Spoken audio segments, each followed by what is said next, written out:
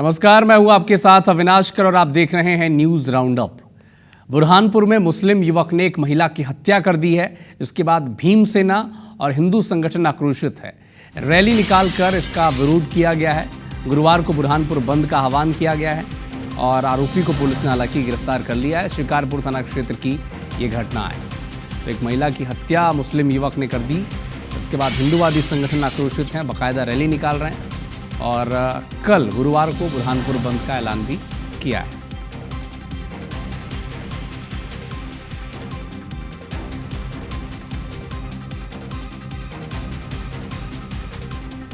तो हत्या के बाद हिंदू संगठन आक्रोशित है। एक महिला की हत्या कर दी गई मुस्लिम युवक के द्वारा। इस मामले में अब भीमसेना और हिंदू संगठन आक्रोशित हो रहा है।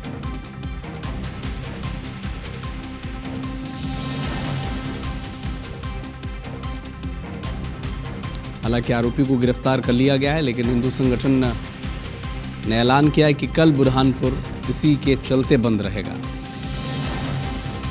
बाकायदा रैली निकालकर हत्या का विरोध किया गया। पुलिस ने आरोपी को गिरफ्तार कर लिया है मामले में, लेकिन हिंदू संगठन ने आह्वान किया है कि कल बुरहानपुर बंद रहेगा।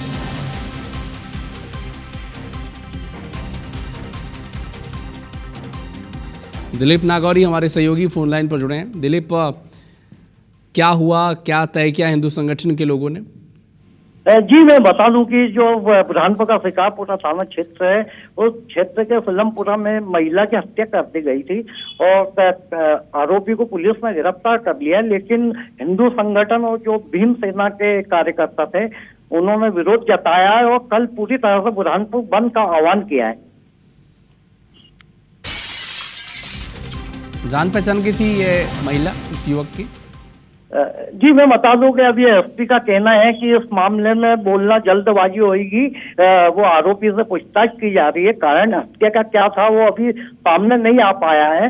कहीं ना कहीं पुलिस इस बात का खुलासा करेगी आगे। कब की ये वारदात है? जी, मैं बता दूं कि देर शाम 5 से 6 बजे के बीच की वारदात है। और हत्या के बाद जो महिला थी, उसका पति तो अस्पताल में था, बच्चा भर्ती था और उनके जो परिवार के लोग थे वो अस्पताल लेकर पहुंचे थे, जहां डॉक्टरों ने उसकी जांच की तो उसको मृत घोषित कर दिया। तो पूरे परिवार पर हमला था या केवल महिला पर हमला था? नहीं, सिर्फ महिला पे। महिला कहीं ना कहीं घर में अकेली थी और जब थोड़ा सा आसपास हो हल्ला हुआ, जब को परिवार के लोग वहां पहुंचे, जब तक महिला पे कहीं ना कहीं हथौड़े से वार किए गए। किस बात को लेकर रंजिश थी? अभी पुलिस इस पर कुछ नहीं कह रही है। अभी ये मामला ज्ञात माना जा रहा है। ठीक है, नजर बना के रखिएगा। अपडेट आपसे आगे मिलेंगे। शुक्रिया।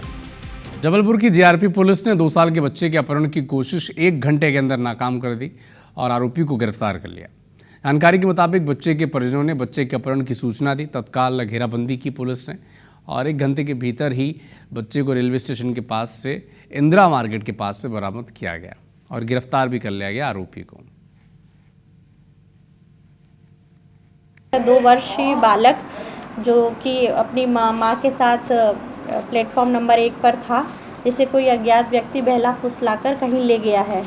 जो 1 घंटे के अंदर ही आरोपी, जिसका नाम अरुण परैया उर्फ कालू पिता जगन्नाथ परैया, जो इख्तियार किया गया, जो इंदिरा मार्केट के पास बच्चे को लिए बैठा हुआ था। खबर आगरमालवा से है। पुलिस ने फिल्मी अंदाज में हो रही करोड़ों की शराब तस्करी का पर्दाफाश किया। कोतवाली थाना क्षेत्र का यह मामला है। पुलिस को सूचना मिली थी कि एक टैंकर चंडीगढ़ से गुजरात की तरफ जा रहा था, जिसमें अवैध शराब की खेप छुपाई गई थी। नाकेबंदी कर जांच की गई, तभी 1 करोड़ 44 लाख रुपए ज़्यादा की कीमत की अवैध शराब जब्त की गई। सूचना मिली मुखर के माध्यम से कि ऐसे एक अवैध एक टैंकर जा रहा है, जिसके अंदर अवैध शराब भरी हुई है। उस ट्रक को यहाँ रोका गया, उस टैंकर को। तो टैंकर में कुल मिला के 1004 पेटियाँ पाई गई। चंडीगढ़ के किसी स्थान से लाया गया था और ये गुजरात जा रहा था। इससे विस्तृत पूछताछ की जा रही है कि ये किससे लेकर आया, किस माध्यम से लाया। इस पर पकड़ पंजीकृत कर लिया गया है और उसके आधार पर उसका पीआर लेकर अग्रिम कार्रवाई। रीवा के संजय गांधी अस्पताल में एक अजीबोगरीब मामला सामने आया। यहां इलाज के लिए लाया गया मरीज अचानक से गायब हो गया। जानकारी के मुताबिक रीवा के चोरहटा थाना क्षेत्र के रहने वाले अरुण कुमार को संतोष सोनी ने उपचार के लिए अस्पताल लाया था और मरीज़ को गेट के पास बैठाकर अटेंडर एडमिट पर्ची बनवाने चला गया, लेकिन वापस लौटने के बाद उसे मरीज़ नहीं मिला। खोजबीन के बाद आज मरीज़ का शव अस्पताल में मिला है। एक अज्ञात व्यक्ति जो अचेतावस्था में पाया गया था, जो निकल रहे थे लोग, उन्होंने बताया कि अचेत पड़ा हुआ है, तो उसको तत्काल हमारे सुरक्षाकर्मी लेके गए इमरजेंसी वार्ड में, जहां वो मृत घोषित हुआ। तो शव को शवगृह में रखवाने के निर्देश देकर पुलिस को सूचना दे दी गई थी। आज उनके परिजन आए थे पूछते हुए, और उनको जब दिखाया गया तो उन्होंने उसकी पहचान की है। उन्होंने बताया कि वह बहुत दिनों से बीमार था, गंभीर था, और उसको वो इलाज के लिए लेके आए थे। भोपाल के गोविंदपुरा इंडस्ट्रियल एरिया को हिंद फार्मा फैक्ट्री में क्लोरीन गैस का रिसाव वहां पर हुआ और लीक हुई गैस आसपास के इलाके में फैलने लगी। कई लोगों की आंखों में जलन, सांस लेने में परेशानी होने लगी। सूचना मिली तो प्रशासन की टीम मौके पर पहुंची। कास्टिक सोडा का उपयोग कर क्लोरीन गैस को न्यूट्रलाइज किया गया। ये पूरी प्रक्रिया 1 घंटे तक चली। IBC 24 के संवाददाता विवेक पटिया ने मौके का जायजा लिया, फैक्ट्री मालिक और पुलिस से भी बातचीत की। एक रिपोर्ट में आप देखें। हम आपको बता दें, मौके पर देखिए SDRF की टीम यहाँ पर पहुँची हुई है। ये SDRF की टीम यहाँ पर जो है NDRF की जो टीम है वो मौके पर यहाँ पर बचाव दल को बुलाया गया है। और इतना बड़ा जो बल है, यदि NDRF का यहाँ पहुँचा है, पुलिस के आला अधिकारी यदि पहुँचे हैं, मास्क लगाए हुए हैं, तो निश्चित तौर पर कोई न कोई घटना यहाँ पर घटी होगी। और आप देख सकते हैं कि ये जो है हैंड सैनिटाइज़र बनाने वाली फैक्ट्री है और उस फैक्ट्री में रिसाव हुआ है। और अभी जो दल है वो यहाँ पर मौजूद है, अधिकारी पुलिस के मौजूद है, वो यहाँ पर जो है अंदर गए थे और अब जो है बाहर भी आ रहे हैं, मास्क लगाए हुए हैं। क्या अंदर कुछ जानकारी मिली, क्या हुआ था अंदर? नहीं, कुछ नहीं, कोई बात नहीं, सब सामान्य है। कोई गैस का रिसाव? नहीं, गैस वगैरह नहीं। यहाँ क्या क्लोरीन की गोलियाँ बनती हैं। अच्छा। तो 3-4 बोरियों में उसका रॉ मटेरियल रखा था, उसमें मॉइस्चराइज होने से थोड़ी सी गैस टाइप की क्लोरीन की बनी थी। बाकी कोई खतरे की स्थिति नहीं थी। गोस्वामी जी, घटना बड़ी हो सकती थी, जो पुलिस का कहना था कि अब जो है काबू पा लिया है। घटना तो कोई भी बड़ी छोटी नहीं होती, घटना होती है। घटना मतलब आपकी जरा सी किसी से कहासुनी हो जाती है, उसमें इतनी बड़ी SDRF की टीम आई है। ये तो उन्होंने बुला लिया जी भाई। हमने तो फायर ब्रिगेड को केवल फ़ोन किया था, इसके बाद फायर ब्रिगेड वालों ने इनको फ़ोन कर दिया, तो पता नहीं क्यों आ गए, हमने तो बोला ही नहीं। पुलिस का कहना है कि क्लोरीन की गोलियां बनाने का रॉ मटेरियल था, उसमें कुछ हुआ है। हाँ, जो आपको पता है कि मॉइस्चर से रिएक्शन हो गया होगा। सुबह से फैक्ट्री बंद थी, सुबह से पावर कट था, तो आज छुट्टी कर दी थी। रात को हो सकता है कहीं रिएक्शन वगैरह हो। तो हमारे साथ जो है इस फैक्ट्री के जो मालिक है वो थे और उन्होंने कहा है कि समय रहते जो है पूरी स्थिति को कंट्रोल कर लिया गया। और अब आप देख सकते हैं NDRF की जो टीम है वो यहाँ से रवाना भी हो रही है और पुलिस का दावा है कि एक बड़ी घटना जो हो सकती थी वो नहीं हुई है और इस रोड को भी एहतियात के तौर पर बंद कर दिया गया था, लेकिन अब स्थिति नियंत्रण में है। कैमरा पर्सन रमेश के साथ विवेक पटिया, IBC 24 भोपाल। मध्य प्रदेश सरकार द्वारा डिजिटल इंडिया के तहत स्कूलों में स्मार्ट क्लास, डिजिटल बोर्ड और इंटरएक्टिव पैनल जैसी सुविधाएं मुहैया कराई जा रही हैं, लेकिन चंद्रपुर हाई स्कूल में इस सुविधा का दुरुपयोग हो रहा है। रीवा जिले के एक चंद्रपुर हाई स्कूल में छात्र पढ़ाई की जगह फ्री फायर जैसे ऑनलाइन गेम इसमें खेलते दिख रहे हैं और ये वीडियो भी अब वायरल हो रहा है। वीडियो वायरल अभी आपका संज्ञान में आया है।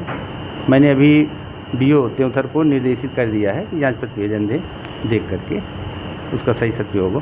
सभी जगह बता दिया जाएगा कि बीच बीच में देखते रहें, जिससे स्मार्ट टीवी से उसका सही लाभ ले सके छात्र।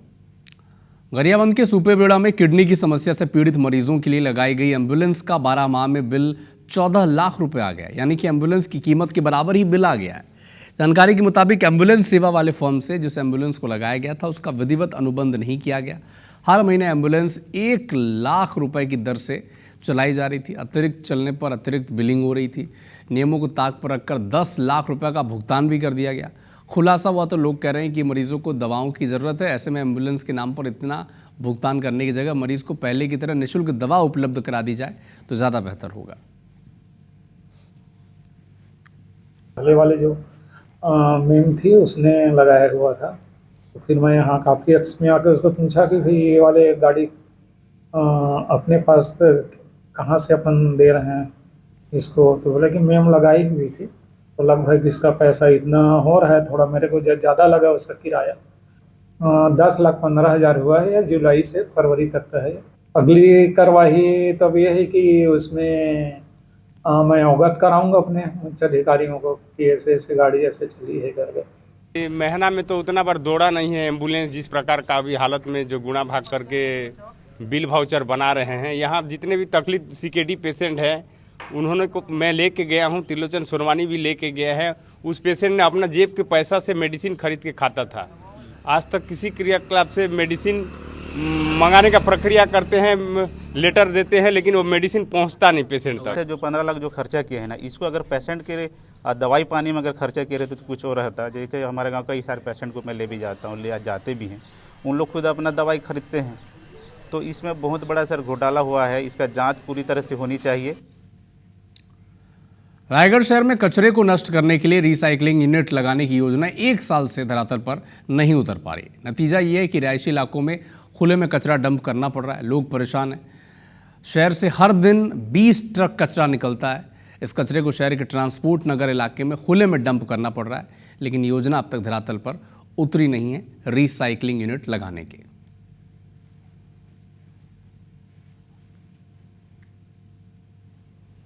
बहुत दिन से कचरा डंप कांग्रेस शासन से उस समय से भी हो रही है, आज तो ज़्यादातर हो रही है।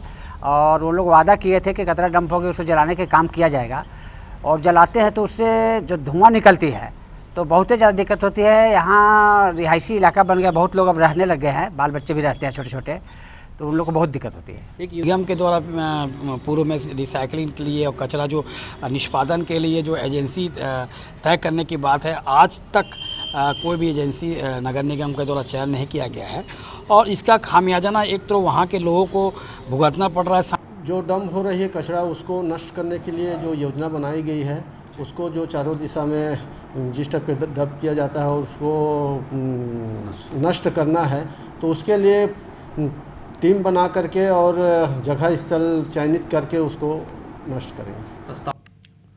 कई मांगों को लेकर प्रदेश भर में आंगनबाड़ी कार्यकर्ता और सहायिका प्रदर्शन कर रहे हैं।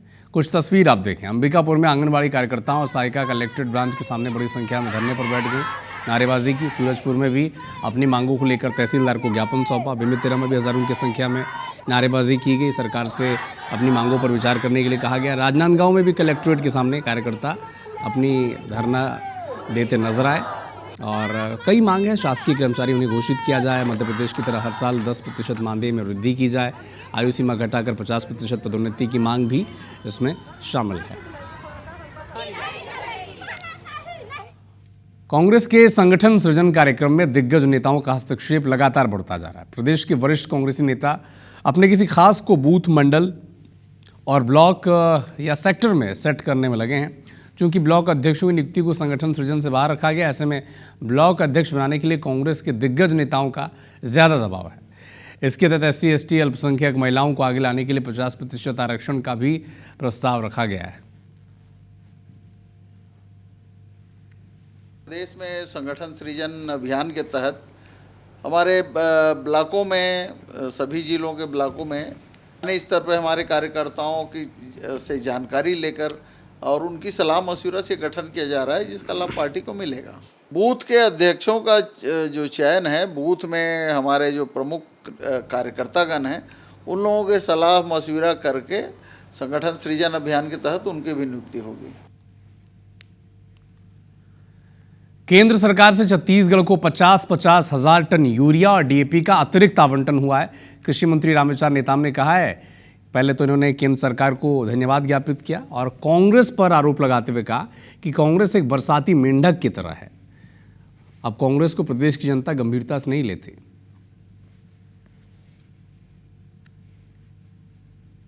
छत्तीसगढ़ में यूरिया और DAP को लेकर केंद्र सरकार ने बड़ा निर्णय लिया है और 50 हजार टन अतिरिक्त आवंटन किया है। और इस वक्त मेरे साथ आप देखिए कृषि मंत्री रामविचार नेताम जी, कल आपने JP नड्डा जी विभागीय मंत्री हैं, उससे मुलाकात की है। सर, कैसे देखें इस निर्णय को? निश्चित है, बहुत ही सकारात्मक मीटिंग रही है और उस मीटिंग में छत्तीसगढ़ के माननीय सांसदगण से भी मैंने आग्रह किया था। कितना राहत मिलेगा, क्योंकि 50-50 हजार टन जो है ये मुख्य जो आप लोग की मांग है उससे ये अतिरिक्त है? ये नहीं, निश्चित ही अतिरिक्त नहीं कह सकते। जो हमारा जो एक तरह से प्रस्तावित डिमांड था जी। और उनके जो प्लान के तहत भारत सरकार ने जो प्लान जारी करते हैं और उस आवंटन के हिसाब से हमारे यहाँ कुछ कमी हो रही थी। माननीय केंद्रीय मंत्री जी ने हमें 50-50 हजार मीट्रिक टन का आवंटन तत्काल जारी करने के लिए उन्होंने सहमति प्रदान की है। लेकिन इस पे कांग्रेस जो है बार बार इस सवाल उठाती रही, अब डबल इंजन की सरकार में खाद नहीं मिल पा रहा है, यूरिया नहीं मिल पा रहा है। देखिए, लगातार हमारी सरकार किसानों के हित में काम कर रही है। अब जब किसानों के हित में बड़े बड़े हम फैसले निर्णय कर रहे हैं, तो ये जो बरसाती मेढक की तरह टर टर आवाज़ उठाने का काम कांग्रेस के लोग करते हैं। बेमौसम इस तरह से ये लोग गरज बरज करते रहते हैं और उसको प्रदेश की जनता भी बहुत ज़्यादा गंभीरता से नहीं लेती है। कांग्रेस सरकार में भूपेश बघेल मुख्यमंत्री रहे, तमाम उनके मंत्री जो हैं वो भी कह रहे हैं कि छत्तीसगढ़ में भी कई जगहों पर मतदाता सूची में गड़बड़ी है। अरे भाई, उन सबको किसी प्रकार का अगर शंका है, कोई बात है, कंप्लेंट है, तो उसके माध्यम से जुड़ करके अपनी बात को रखना चाहिए।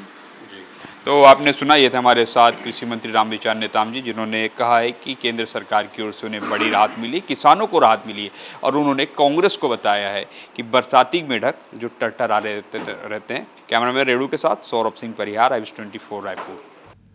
सीएम साय खैरागढ़ के दौरे पर रहे। इस दौरान उन्होंने 611 करोड़ 21 लाख रुपए के विकास कार्यों की सौगात दी है। बीजेपी जिला दफ्तर का उद्घाटन भी किया है। सीएम देवारी भाट में DPRC भवन का लोकार्पण और जिला अस्पताल कलेक्ट्रेट भवन निर्माण का भूमि पूजन भी किया है।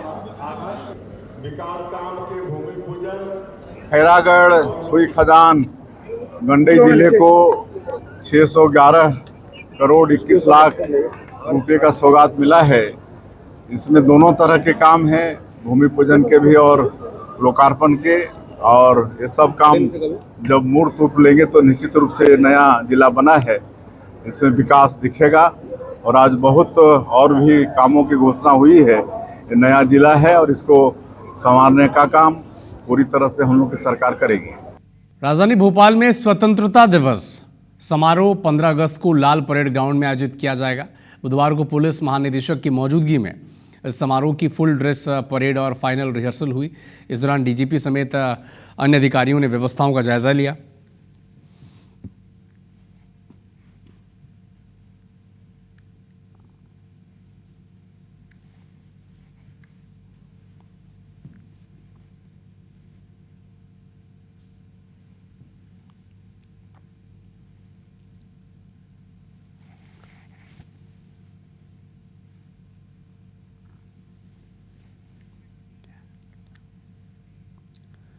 पीएम मोदी के आह्वान पर पूरे देश में तिरंगा यात्रा का आयोजन किया जा रहा है। इसी कड़ी में रायपुर में भी बीजेपी ने विशाल तिरंगा यात्रा निकाली। सीएम साय, सांसद ब्रजमोहन अग्रवाल, विधायक सुनील सोनी, मोतीलाल साहू, पुरंदर मिश्रा समेत बड़ी तादाद में बीजेपी के नेता, कार्यकर्ता, पदाधिकारी इसमें शामिल हुए। पैदल चलते हुए मरीन ड्राइव तक पहुंचे। इसके बाद अलग अलग युद्ध में शामिल हुए सेना के जवानों को सम्मानित भी किया गया। तिरंगा यात्रा की शुरुआत शहीद स्मारक भवन से हुई। 500 मीटर लंबे तिरंगा को थामे सैकड़ों लोग आगे बढ़ते रहे। इंदौर शहर में राजवाड़ा से गांधी हॉल तक निकली तिरंगा यात्रा में सीएम डॉक्टर मोहन यादव ने शिरकत की। सबसे पहले मुख्यमंत्री राजवाड़ा पहुंचे, वहां उनका सम्मान किया गया। इसके बाद रथ पर सवार होकर तिरंगा यात्रा में वो शामिल हुए और बहुत सारे लोग इसमें शामिल हुए। जायजा लिया हमारे संवाददाता रवि हेमराज सिसोदिया ने। राहुल गांधी जी और उनकी पार्टी को अपने इस प्रकार के घटनाक्रम, जैसे एक तरफ तो देश तिरंगा और सेनाओं को समर्पित पूरा वातावरण बना हुआ है, लेकिन सुप्रीम कोर्ट का अपमान करते हैं, कोई चुनाव आयोग का अपमान करते हैं। मैं चाहता हूँ कि 15 अगस्त की इस अच्छी वेला में कम से कम ये पूरा अभियान में शामिल हो और बाद में राजनीति करना तो जरूर करे, लेकिन वो ऐसा न करे जिसके कारण से लोकतंत्र खतरे में हो जाए। केंद्रीय कृषि मंत्री शिवराज सिंह चौहान आज विदिशा दौरे पर रहे। इस दौरान उन्होंने स्वच्छता समूह और आंगनबाड़ी कार्यकर्ताओं को संबोधित किया। मंत्री शिवराज सिंह चौहान ने स्व सहायता समूह की बहनों से मंच पर राखी बंधवाई और उन्हें इनाम दिया। शिवराज सिंह चौहान ने महिलाओं को मजबूत बनाने, स्वरोजगार दिलाने के संबंध में जानकारी भी साझा की है। अपने देश में बनी चीजें ही खरीदें, स्वदेशी का उपयोग करें। हम संकल्प लें कि हम अपने देश में बनी ही खरीदेंगे ताकि देश में रोजगार के अवसर बढ़े, अर्थव्यवस्था मजबूत हो। और पाकिस्तान सिंधु जल समझौता रद्द किया है। सिंधु जल समझौता अब मुद्दा नहीं है, मुद्दा है पाक ऑक्युपाइड कश्मीर। मंत्री कैलाश विजयवर्गीय ने स्वास्थ्य पर आयोजित एक कार्यक्रम में कहा कि मूंग की दाल जहर है और डॉक्टर्स को मरीजों को मूंग की दाल खाने की सलाह देनी बंद कर देनी चाहिए। मंत्री ने दावा किया कि बाजार में मिलने वाली मूंग दाल में 5 से 6 बार पेस्टिसाइड्स डाले जाते हैं, जिससे ये और खतरनाक हो जाता है। आप लोग बीमार को कहते हैं कि आप मूंग की दाल खाओ। मूंग की दाल जहर है, मैं आपको बता रहा हूँ, बोलना बंद कर दीजिए। मूंग की दाल में 5-6 बार पेस्टिसाइड डालते हैं जो गर्मी में पैदा होती है। अगर खाना हो मूंग की दाल तो ऑर्गेनिक खाओ। बाजार की मूंग की दाल खाना बंद कर दीजिए। ये 10 साल के अंदर जो गांव-गांव में यूरिया पहुंच गया, पेस्टिसाइड पहुंच गया, ये साथ में ब्लड प्रेशर भी ले जा रहा है। नशा मुक्त भारत अभियान की 50वीं वर्षगांठ पर मुख्यमंत्री डॉक्टर मोहन यादव ने राज्य स्तरीय नशा मुक्ति कार्यक्रम में लोगों को हृदय पर हाथ रखवाकर नशा मुक्ति की शपथ दिलाई। इस दौरान राज्य सरकार की मुहिम का जिक्र करते हुए सीएम ने बिना नाम लिए भोपाल में मछली परिवार के नशे कारोबार पर कहा कि भोपाल में हुई कार्रवाई के बारे में बताने की जरूरत नहीं है, हमने ढूंढ कर कार्रवाई की है। मैं नशा मुक्त भारत अभियान के प्रतिज्ञा करता है जो इसके खिलाफ न केवल समाज, परिवार, मित्र बल्कि स्वयं को भी नशा मुक्त रखने का संकल्प करता है। भोपाल में जो कार्रवाई हुई है, जोरदार अभिनंदन करें। हमने ढूंढ करके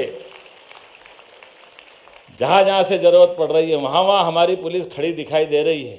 और कोई कितना ही बड़ा अप्रोच वाला हो, कोई कुछ भी हो, कोई भी मास्टरमाइंड हो, ऐसे कारोबारियों को हम छोड़ने वाले नहीं। हम ठोस कार्रवाई करते हुए सभी प्रकार के नशों के खिलाफ इसी तरह से कार्रवाई। संतान की दीर्घायु को लेकर रखा जाने वाला हल षष्ठी पर्व 14 अगस्त को है। शहर के चौक चौराहों में पसहर चावल, दोना पत्तल, बेलपत्ती, भाजी, कांशी समेत अन्य सामग्रियों की दुकानें सजी मिली। दुकानों पर महिलाओं की भीड़ देखने को मिली। लोगों ने पूजन सामग्री खरीदी।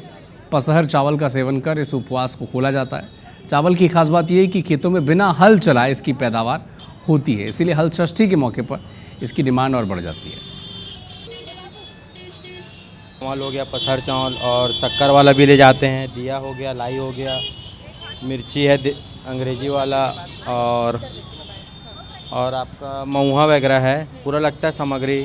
श्रृंगार है, हल्दी भी लगता है, दतवन है। चावल बिच रहा है और मिंजरा बिच रहा है, महुआ बिचता है, लाई है, श्रृंगार है, दोना पत्तल है, भाजी है, ये सब चीज़ बिचता है। कमर छठ का व्रत हम लोग अपनी संतान के लिए रखते हैं, तो इसके लिए आपको मतलब हल जुता हुआ अनाज नहीं खाते हैं, खाली जो बिना हल जुता हुआ रहता है वो खाया जाता है। और इसके लिए हम लोग ये कासी खरीदते हैं, पसर चावल, और वो सगरी खनते हैं, उसमें सारी चीज़ों को डालते हैं और शंकर भगवान की पूजा की जाती है। बच्चे के लिए रहता है। हम लोग एमपी का भी फॉलो करते हैं और श्रीजी का भी फॉलो करते हैं, दोनों करते हैं। तो पूजा चलती है, कथा सुनते हैं। रायपुर के एनएच गोयल वर्ल्ड स्कूल के स्टूडेंट्स को एक बार फिर से अंतर्राष्ट्रीय स्तर पर बड़ी सफलता मिली है। यहाँ के 16 स्टूडेंट्स ने जापान के ओसाका में आयोजित एक international exhibition for young investors 2025 में भारत का प्रतिनिधित्व किया। वहाँ इनके इनोवेटिव आइडियाज़ को खूब सराहा गया और कई अवार्ड्स भी इन्हें। इसी से मालूम होता है कि जब बच्चे आप एक इंटरनेशनल फोरम पे जा कर के गोल्ड मेडल या सिल्वर मेडल जीतते हैं, जहाँ पर 175+ कंट्रीज से रिप्रेजेंट करते हो, तो वो खुशी शब्दों से बयान नहीं की जाती, वो तो मतलब सामने दिखती है और बच्चों को मोटिवेशन भी मिलता है। बच्चों ने वहाँ पर बहुत ही अच्छा परफॉर्म किया है और बेस्ट कंटिजेंट का अवार्ड भी इनको मिल चुका है वहाँ पे। तो इसलिए सभी बच्चों को, मैनेजमेंट को, सभी टीचर्स को, दीपक और मोक्षा अग्रवाल को पौधों से कीटनाशकों को निकालने पर उनके लिए काम के लिए ताइवान से एक विशेष पुरस्कार प्रमाण पत्र मिला है। जापान में प्रतिभा दिखाने के लिए वे स्कूल मैनेजमेंट और टीचर्स को थैंक्स कह रहे हैं। हमारा प्रोजेक्ट था designing a future without water scarcity using rice as cash. तो इसमें वाटर स्कैरसिटी को रिड्यूस करना है और राइस एज कैश आपका वही हुआ, धान भूसा। और हमें वहाँ जाके सिल्वर अवार्ड मिला और बेस्ट इनोवेशन अवार्ड मिला मकाऊ से। IY जापान के लिए हमने यूफोर्बिया हीटा यानी कि दूधी पौधे का क्वालिटेटिव एनालिसिस किया ताकि हम इससे पेस्टिसाइड्स और इंसेक्टिसाइड्स बनाएं। हमारा इस प्रोजेक्ट में इनोवेशन यह था कि हम फार्मर्स के वेलफेयर पर भी ध्यान दे रहे हैं, क्योंकि ये पेस्टिसाइड कॉस्ट इफ़ेक्टिव है, टाइम नहीं लेता बनाने में और पौधा भी इजीली अवेलेबल रहता है और प्लांट्स और ह्यूमंस का भी हेल्थ का ध्यान रखता है क्योंकि ये नेचुरल पेस्टिसाइड है। हमें ताइवान से स्पेशल इनोवेशन का अवार्ड मिला। हमने हमारा प्रोजेक्ट हाइब्रिड स्मार्ट रोड समझाया और हमने वहाँ पे दूसरों का भी समझा और हमें एक ब्रॉन्ज मेडल मिला और मित्सुबिशी से अवार्ड मिला। IYI में अपने प्रोजेक्ट को छोड़कर बहुत सारे अलग अलग प्रोजेक्ट्स देखे और हमने बहुत सारी चीज़ें सीखे। वहाँ पे सब दिन भर अपना काम कर रहे थे, अपने प्रोजेक्ट को प्रस्तुत कर रहे थे और मैं यहाँ पे सबको धन्यवाद बोलना चाहता हूँ जो मेरा मदद करे। पाकिस्तान के प्रधानमंत्री शहबाज शरीफ ने सिंधु जल संधि को स्थगित करने पर भारत को धमकी दी है। मंगलवार को पाकिस्तान की राजधानी इस्लामाबाद में हुए एक कार्यक्रम में शरीफ ने कहा कि दुश्मन पाकिस्तान से एक बूंद पानी भी नहीं छीन सकता। आपने हमें पानी रोकने की धमकी दी, अगर ऐसा करने की कोशिश की तो पाकिस्तान आपको ऐसा सबक सिखाएगा जिससे आप जिंदगी भर नहीं भूल पाएंगे।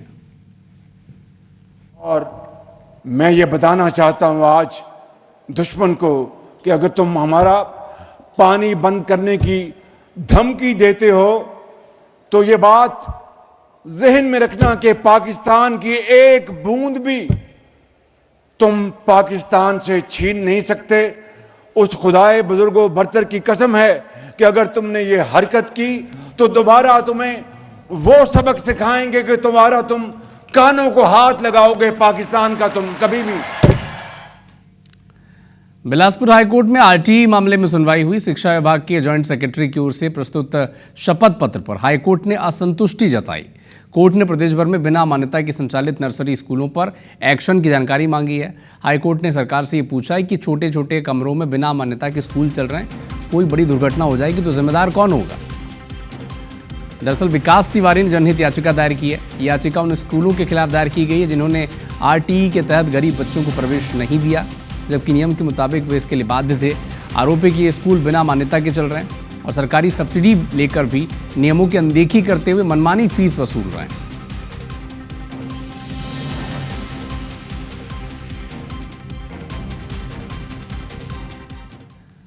रायपुर पुलिस ने आरंग हत्याकांड का खुलासा करते हुए 6 आरोपियों को गिरफ्तार किया है। सभी आरोपी आपस में दोस्त बताए जा रहे हैं। दरअसल मंगलवार को आरंग में ढोलापारा नहर पुलिया के पास एक पुरुष का शव संदिग्ध अवस्था में पड़ा था। पुलिस जांच में मृतक के शरीर पर चोट के निशान और गला दबाकर हत्या करने की बात सामने आई।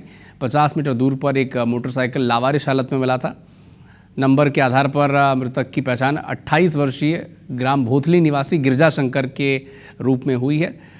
जांच में पता चला कि राजमिस्त्री का काम ये करता था, उसके साथ गांव की मधुसूदन लोधी नाम का भी राजमिस्त्री काम करता था। दोनों के बीच पैसे के लेन देन को लेकर विवाद हो गया था कुछ दिनों पहले और मृतक आरोपी से गाली गलौज करता था। इसी का बदला लेने की नीयत से इसने शराब पीने के बहाने झगड़ा किया और गमछा से गला घोंट कर हत्या कर दी। उस डेड बॉडी जो है झुरमुट है, टीला है, उस सुनसान जगह में था। बाद में उस घटना स्थल से लगभग 50 मीटर दूरी पर एक लावारिस मोटरसाइकिल मिला। मोटरसाइकिल के आधार पर उस युवक की पहचान हुई। लगातार घटनास्थल का निरीक्षण किया गया और संभावित आरोपियों के संबंध में पता तलाश की गई। इन 6 लोगों ने प्लान बनाया, ढीला है, सुनसान एरिया रहता है, वहां पर शराब पिलाए और इसके साथ मारपीट की। इसका गमछा नीचे गिरा, इसके गमछे से इसका गला घोंटकर इसका हत्या कर दी। रायपुर पुलिस ने पत्रकार बनकर मामला सेटल करने के नाम पर 2 लाख रुपए की अवैध वसूली करने वाले 2 फर्जी पत्रकारों को गिरफ्तार किया। दरअसल डीडी नगर थाने में गांजा बेचने वाले के आरोप में शिवा नेताम को गिरफ्तार किया गया था। इस दौरान आरोपी की मां रेणुका नेताम को आकाश तिवारी नाम के एक व्यक्ति ने खुद को पत्रकार बताया और शिवा नेताम को छुड़वाने की बात कही। शिवा की मां से पुरानी बस्ती थाना इलाके के मंगल होटल के पास से 2 लाख रुपए नगद लेकर वो फरार हो गया। इसी बीच डीडी नगर पुलिस ने आरोपी शिवा नेताम पर NDPS एक्ट के तहत केस दर्ज किया, जेल भेज दिया। तब पीड़िता ने इसकी शिकायत पुलिस अधिकारियों से की। पुलिस ने तलाश की और आरोपी आकाश तिवारी और उसके साथी अनुराग शर्मा को गिरफ्तार किया है। थाना पुरानी बस्ती अंतर्गत यह कार्रवाई की गई है, जिसमें आरोपी अपने आप को दबंग टुडे पोर्टल का पत्रकार होना बताकर पीड़िता से 2 लाख रुपए वसूली किया है। इसका साथ 2 अन्य आरोपियों ने दिया है। तीसरा आरोपी अभी फरार है, जिसकी पता तलाश की जा रही है। प्रकरण में 2 लाख रुपए की कुल इन्होंने ठगी धमकी देकर एक्सटॉर्शन किया था 2 लाख रुपए, जिसमें से 1,90,000 की जब्ती की जा चुकी है। शेष 10,000 रुपये जो तीसरे आरोपी के पास है वो अभी नहीं मिला, उससे मिलने पर उसकी अभी गिरफ्तारी और जब्ती की जाएगी। भिलाई के MJ फार्मेसी कॉलेज में फार्मेसी के 4थे सेमेस्टर की परीक्षा के दौरान कॉलेज प्रबंधन की लापरवाही सामने आई। 11 अगस्त को मेडिसिनल केमिस्ट्री विषय की परीक्षा थी, लेकिन तभी कुछ ऐसा हुआ कि सभी छात्रों के होश उड़ गए। उनके हाथ में जो पर्चा था वो मेडिसिनल केमिस्ट्री के बदले फार्माकोलॉजी का था, जिसकी परीक्षा 18 अगस्त को होनी थी। कॉलेज के जिम्मेदारों तक जब ये बात पहुंची तब तक पर्चा लीक हो चुका था। इधर CSVTU ने 18 अगस्त की परीक्षा रद्द कर उसे 22 अगस्त को लेने का टाइम टेबल जारी कर दिया, लेकिन इस घोर लापरवाही को लेकर CSVTU अब MJ कॉलेज पर बड़ी कार्रवाई करने के संकेत दे रही है। MJ कॉलेज के द्वारा यह लापरवाही निश्चित तौर पे हुई कि उनसे वह प्रश्न पत्र ओपन हो गया जिसके ऊपर 18 तारीख का डेट और उस 18 तारीख की परीक्षा का सब्जेक्ट कोड अंकित था। विश्वविद्यालय को जो सबमिशन उन्होंने 11 तारीख और 12 तारीख को दिया है, उसमें उन्होंने अपने यहाँ के उस कंसर्न सेक्शन को, उस टीम को जो परीक्षा में इन्वॉल्व थे, उसकी गलती मानी। कृष्ण जन्माष्टमी के मौके पर मध्य प्रदेश में 14 से 16 अगस्त तक श्री कृष्ण पर्व का आयोजन किया जाएगा। प्रदेश भर के 3000 से अधिक कृष्ण मंदिर में इस बार धूमधाम से जन्माष्टमी मनाई जाएगी। लगभग 1000 से अधिक कलाकार अपनी प्रस्तुतियां यहां पर देंगे।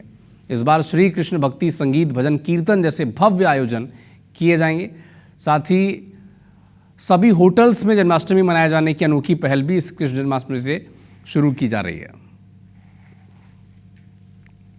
लगभग 100 स्थानों पर 155 से ज़्यादा कार्यक्रम सरकार पहली बार करने जा रही है और इसमें लगभग प्रदेश के सबसे ज़्यादा है, लगभग 80% कलाकार मध्य प्रदेश के होंगे। तो बाल गोपाल हैं, उनको सादर निमंत्रित किया है कि वो आए, उन अपने पालक गणों के साथ आए। बागेश्वर महाराज 5 दिवसीय युगांडा कंपाला की यात्रा के लिए रवाना हुए। बता दें कि बागेश्वर महाराज पिछले 2 महीने से लगातार विदेश यात्रा कर रहे हैं। उनका संकल्प है कि जिन जिन देशों में हिंदू सनातनी रहते हैं उन देशों में जाकर हनुमंत कथा और आशीर्वचन कर वहां के सनातनियों को वो जगाएंगे।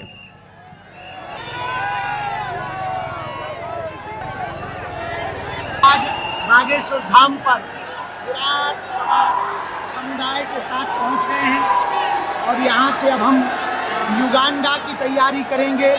विदेश के लिए जाएंगे, परदेश जाएंगे और यहाँ से विदेश से वापस आएंगे।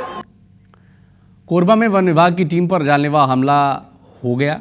मामला कोरबा वन मंडल के ग्राम आंधीमार का है। वन विभाग की टीम सर्वे करने पहुंची थी। ग्रामीणों ने वन की ज़मीन पर खुद का कब्जा बताकर डिप्टी रेंजर और महिला वनकर्मी पर हमला बोल दिया। जान बचाकर वो लोग भागे। शिकायत पर केस दर्ज की गई है।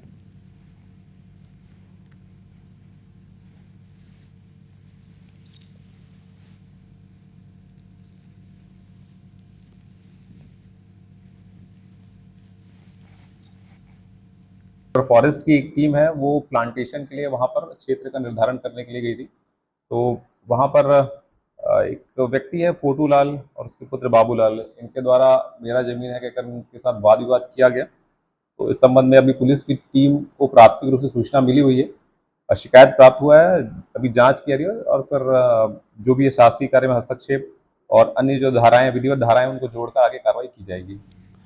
दमोह जिला अस्पताल में आग लगने से हड़कंप मच गया। अस्पताल के मैटरनिटी वार्ड में आग लगी थी। शॉर्ट सर्किट से आग लगने की आशंका जताई जा रही है, जिस पर सुरक्षाकर्मियों ने कुछ ही देर में आग पर काबू पा लिया।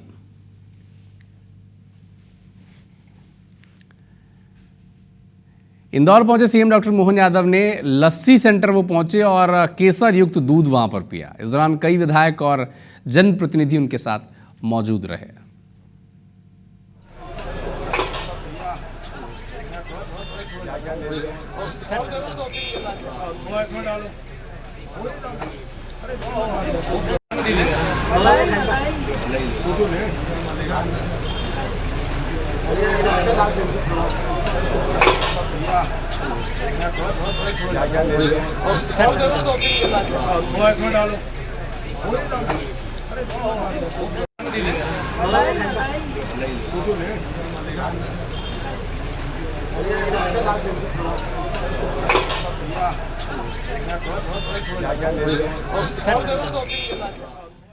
देश भर में स्वतंत्रता दिवस से पहले बीजेपी तिरंगा यात्रा निकाल रही है।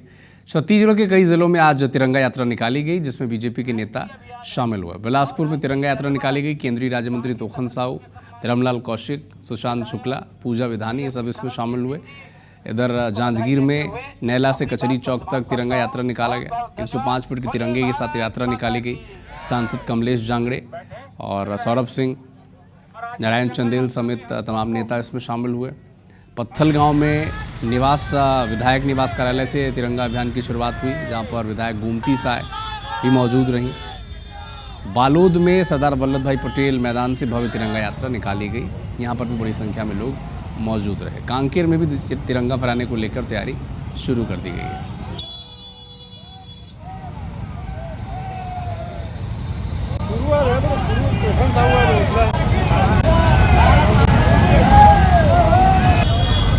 पार्टी का अभियान नहीं, ये देश का अभियान है, राष्ट्रीय अभियान है और राष्ट्रीय जज्बा है। साथ ही तखतपुर के सम्माननीय विधायक भैया श्री धर्मजीत सिंह जी को बधाई देते हुए अपनी बात को समाप्त करता हूँ। बहुत बहुत धन्यवाद। बोलिए भारत माता की। बैठे खड़े रहें। और आज इस तिरंगा यात्रा में स्वतंत्रता दिवस को लेकर छत्तीसगढ़ के अलग अलग जिलों में तैयारी पूरी हो चुकी है। परेड के साथ साथ स्कूली बच्चों के सांस्कृतिक कार्यक्रम का फाइनल रिहर्सल किया गया। अलग अलग जिलों की आप तस्वीरें देखें। रायपुर में पुलिस परेड ग्राउंड में फाइनल रिहर्सल हुआ। सीएम साय यहाँ पर मुख्य अतिथि के तौर पर मौजूद रहेंगे। जांजगीर में हाई स्कूल मैदान में फाइनल रिहर्सल किया गया। कलेक्टर यहाँ पर मौजूद रहेंगे। तीसरी तस्वीर बलरामपुर की है। रिहर्सल कार्यक्रम यहाँ पर भी किया गया। यहाँ पे कलेक्टर राजेंद्र कुमार कटारा और एसपी भी मौजूद रहे। चिंतामणि महाराज सांसद यहाँ पर ध्वजारोहण करेंगे बलरामपुर ज़िले में। राजनांदगांव में भी फाइनल रिहर्सल किया गया। मुख्य अतिथि के तौर पर जिला पंचायत सीईओ मौजूद हुई।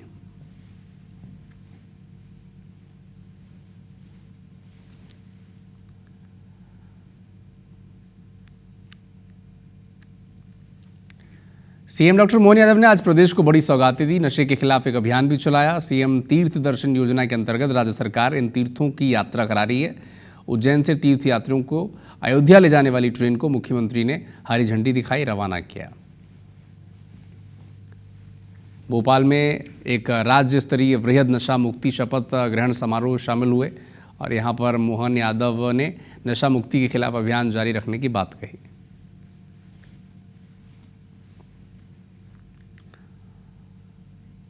बिलासपुर हाईकोर्ट ने बस सेवा का संचालन सही ढंग से नहीं होने को लेकर चल रही जनहित याचिका की सुनवाई में कड़ी प्रतिक्रिया दी है। चीफ जस्टिस रमेश सिन्हा और जस्टिस रविंद्र कुमार अग्रवाल की डिवीजन बेंच ने इस मामले की सुनवाई करते हुए परिवहन सचिव, परिवहन आयुक्त के पहले पेश किए गए शपथ पत्र को भ्रामक करार देते हुए जवाब तलब किया है और अगली सुनवाई में मौजूद रहने का आदेश दिया है।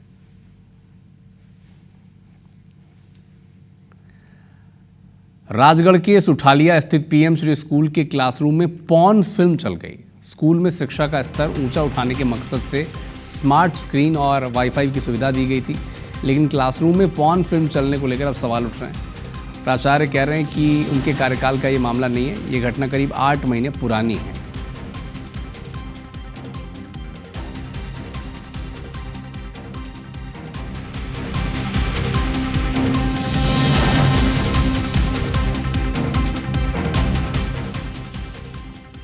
11वीं से 12वीं वाले बच्चे शनिवार को अश्लील वीडियो देखते हुए पाए गए हैं और इसका वीडियो वायरल हुआ है। तो हम मांग करते हैं कलेक्टर महोदय से कि जल्द से जल्द इसके ऊपर जो जिम्मेदार पदाधिकारी हैं इनके ऊपर कार्रवाई होनी चाहिए और ऐसे टीचरों को निलंबित कर देना चाहिए।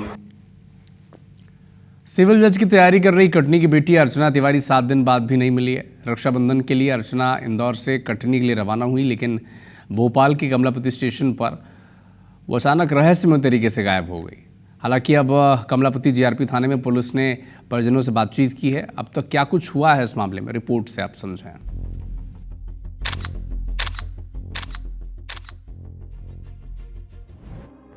हॉस्टल से बैग लेकर निकलती ये युवती अर्चना तिवारी है। कटनी की रहने वाली अर्चना तिवारी इंदौर के सत्कार हॉस्टल में रहती थी।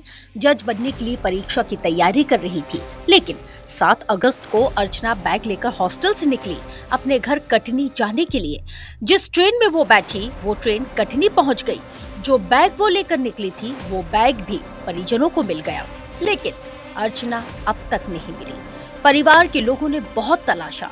जब अर्चना नहीं मिली तो कटनी जीआरपी थाने में जानकारी दी गई, लेकिन अर्चना की आखिरी लोकेशन तो भोपाल स्टेशन पर ट्रेस की गई। इसलिए अर्चना की गुमशुदगी का मामला रानी कमलापति जीआरपी थाने में दर्ज किया गया। भोपाल रेल पुलिस सरगर्मी के साथ अर्चना की तलाश कर रही है। अब पुलिस को अर्चना के मोबाइल फोन के कॉल डेटा रिकॉर्ड से अहम सबूत मिले हैं। इसके साथ ही इंटरनेट डेटा रिकॉर्ड से अहम सबूत मिले हैं।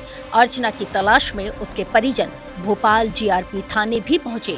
उनके परिजन से IBC 24 ने बात भी की। बोला है साहब ने कि हम जल्दी से जल्दी आपकी बच्ची ढूंढेंगे और पूरी कोशिश में हमारा वो लगा है विभाग। हमारी तो जान जा रही है, हमारी बच्ची नहीं मिल रही है और हम तो पब्लिक को भी निवेदन करते हैं कि किसी को यदि मेरी बच्ची मिले तो उसको मेरे घर में पहुंचाया जाए, थाने में पहुंचाया जाए साहब के पास, तो जो उचित इनाम होगा वो भी हम देने को तैयार हैं। वो किसी केस के कारण हरदा गई थी और वो रिटर्न आने गई थी और रिटर्न आई थी, उसी का CCTV है। वो बार बार नहीं, एक ही बार का है। हमारे सारे यानी जीआरपी टीम या रेलवे टीम हमको खुद ही अपनी जगह साथ लेके जाती है, तो हम लोग वहाँ जा रहे हैं। यहाँ पर टेक्निकल विंग पर और ह्यूमन विंग पर अलग अलग टीमें बना के अलग अलग पार्टी बनाकर हर स्तर पर विवेचना की जा रही है। कल इटारसी के आसपास भी, जंगल के आसपास सर्च कराई जाएगी। आज भी दिन में सर्चिंग कराई गई है। CCTV कैमरे और टेक्निकल साइबर सेल भी इसमें लगे हैं। शीघ्र ही अर्चना तिवारी को दस्तयाब करने का पूरी कोशिश की जा रही है। उधर खजुराहो सांसद BD शर्मा ने भी इस पूरे मामले पर नजर बनाकर रखी है और कहा है कि पुलिस जल्द ही खुलासा करेगी। अर्चना तिवारी के बारे में जैसे ही मुझे जानकारी मिली थी, जीआरपी को, भोपाल पुलिस और कटनी पुलिस को तत्काल उस संबंध में बातचीत हुई है और प्रभावी तरीके से पुलिस प्रशासन और जीआरपी काम कर रही है। जो आज तक की जानकारी है कि प्रशासन ने और जीआरपी ने जो काम किया है, तो वो एक स्टेज तक पहुंच रहे हैं कि उसे बहन क्या हुआ है ये तो कुछ कहा नहीं जा सकता, लेकिन पुलिस और जीआरपी दोनों मिलकर के इस पर गंभीरता से काम कर रहे हैं। जल्दी ही मुझे लगता है कि उसके बारे में कुछ जानकारी मिलेगी। अब आपको शुरू से बताते हैं अर्चना केस में अब तक क्या हुआ। अर्चना तिवारी 7 अगस्त की शाम इंदौर से कटनी जाने के लिए निकली। इंदौर से ट्रेन 18233 इंदौर बिलासपुर नर्मदा एक्सप्रेस के B3 कोच में बैठी। 8 अगस्त को ट्रेन कटनी साउथ स्टेशन पहुंच गई, लेकिन अर्चना नहीं आई। अर्चना का बैग उसकी सीट पर मिला। मोबाइल की आखिरी लोकेशन भोपाल मुख्य स्टेशन मिली। रानी कमलापति जीआरपी थाने में गुमशुदगी का मामला दर्ज किया गया। 4 जिले जबलपुर, भोपाल, इंदौर, इटारसी की पुलिस अर्चना की तलाश में जुटी। नर्मदापुरम में नर्मदा नदी में सर्चिंग की गई। भोपाल से इटारसी के बीच जंगलों में तलाशा जा रहा। भोपाल रेल पुलिस ने अर्चना की तलाश में 3 टीमें गठित की। रानी कमलापति से लेकर नर्मदापुरम तक पूरे ट्रैक पर भी पुलिस ने जो है इन्वेस्टिगेशन की, लेकिन कोई भी क्लू पुलिस के हाथ में अभी तक नहीं लगा है। ये दावा किया जा रहा है कि जल्द जो है अर्चना की गुमशुदगी का खुलासा भी पुलिस करेगी, लेकिन फिलहाल परिजनों का एक ही सवाल है कि अर्चना आखिर कहाँ है। कैमरा पर्सन रमेश के साथ विवेक पटिया, IBC 24 भोपाल। सिमरिया के कांग्रेस विधायक अभय मिश्रा के बिगड़े बोल ने सियासी माहौल को गरमा दिया है। एसपी को लेकर ऐसा क्या कह दिया कि सियासी पारा हाई हो गया प्रदेश का, इस रिपोर्ट में आप समझें।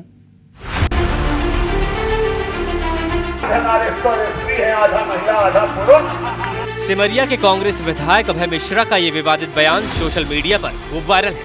रीवा में कांग्रेस के न्याय सत्याग्रह कार्यक्रम में विधायक ने रीवा एसपी विवेक सिंह को लेकर अशोभनीय टिप्पणी की, जिसमें उन्होंने कहा कि एसपी आधा महिला आधा पुरुष है। विधायक ने उन्हें अर्धनारेश्वर कहकर संबोधित किया।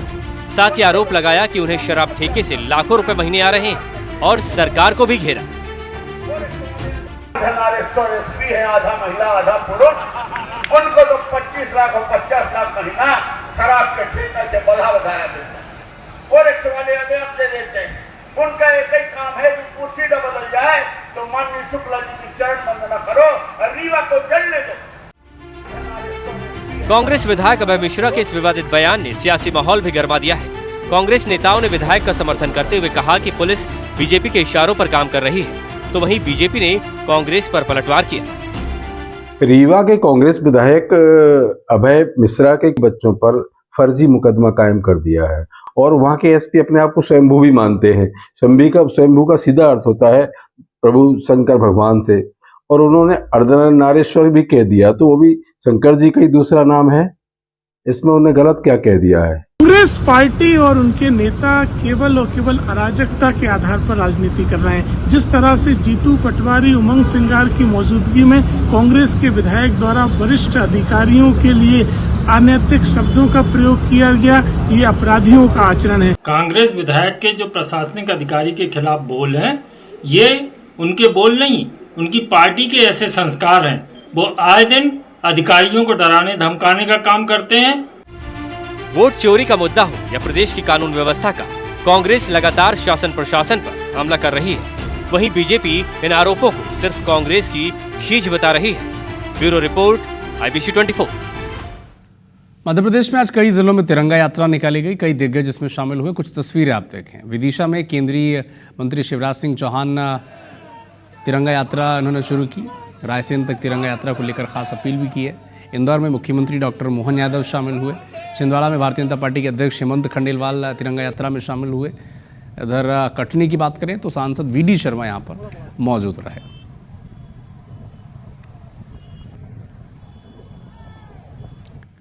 फिलहाल इस बुलेटिन में इतना ही।